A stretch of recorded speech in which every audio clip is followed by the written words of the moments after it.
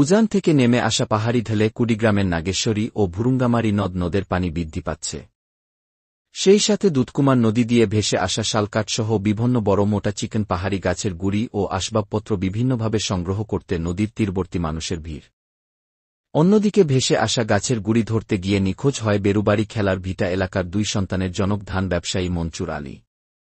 তাকে খুঁজতে নাগেশ্বরী উপজেলা ফায়ার সার্ভিসের ডুবারু দল দীর্ঘ সময় দুধকুমার নদীর খেলার ভিটা এলাকায় চেষ্টা করে নদীতে প্রচুর স্রোত থাকায় তারা ব্যর্থ হয়েছে।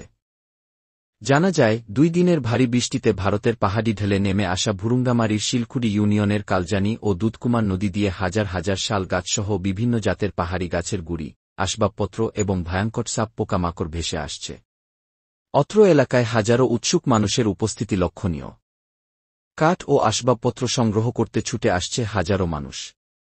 2 দিন থেকে দিনে রাতে উজান থেকে ভেসে আসছে এসব শাল কাঠসহ বিভিন্ন প্রজাতের গাছপালা, পাশাপাশি ঘরবাড়ির আসবাবপত্র।